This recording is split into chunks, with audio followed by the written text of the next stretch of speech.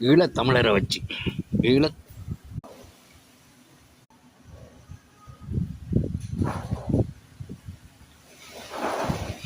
ஈழத்தமிழர்கள் ஈழத்தமிழன் சொல்லி ஈழத்தமிழனையே இழிச்சவை தமிழன் ஆக்கி விட்டான் இந்தியா தமிழ்நாட்டு அரசியல்வாதி. சிறுத்தைப்புலி என்று கடைசியாக அவ்வளோ பேரும் வாழப்பாடி ராமமூர்த்தி அவரும் சரி. திருமணமானவனை திருமணம் ஆவனான தவிர அவன் ஈழத்தமிழரை திரும்பியும் பார்க்க இல்லை.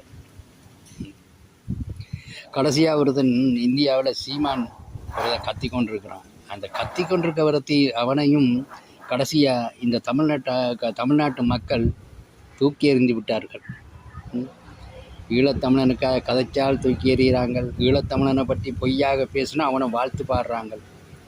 இந்த கருணாநிதி குடும்பம் பாதுகாக்கிறேன்னு பாதாள லோகத்தில் போய் பல பேரை கொண்டு தூக்கி விட்டான் ஈழத்தமிழர்களை. இப்படியெல்லாம் இருந்த திராவிடமும் அதான், திருட்டு கூட்டமும் அதான். ஆனால் கடைசியாக வாழப்பாடி ராமமூர்த்தியும் செய்கிற ராமதாஸை பாருங்கிறான். எவ்வளோ கதைச்சார். கடைசி அவனும் மறந்துட்டாங்க. ஆனால் ஈழத்தமிழன் மறக்க மாட்டான் ஈழத்தமிழன் ஒவ்வொரு தமிழ்நாட்டு தமிழனையும் வாழ்க்கையில் மறக்க மாட்டான். ஏனென்று அவன் அனுபவப்பட்டிருக்கிறான். இன்னார்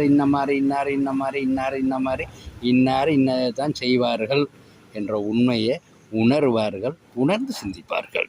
ஆனால் ஈழத்தமிழன் சிந்திக்கும் போது இந்த தமிழனுக்காக பேசுனீங்க பாருங்கள், குரல் கொடுத்தீங்க பாருங்கள், அவ்வளோ பேரும் இப்போ இலங்கையில் ராசபாத்தா குடும்பத்துக்கு என்ன நிலைமை வந்து கொண்டிருக்கிறதோ அதே நிலைமை மீண்டும் தமிழ்நாட்டில் உள்ள அரசியல் ஈழத்தமிழனுக்காக பேசி வைத்த கழுவி கொண்டிருந்தீங்களே ராமதாசர், வாழப்பாடி ராமமூர்த்தி, திருமானவன் எல்லாம் நீங்களெல்லாம் எங்கடா இங்கே இலங்கையில் உள்ள தமிழனை காட்டி கொடுத்தவனை விட நீங்கள் கூட்டி கொடுத்தது கூட தான்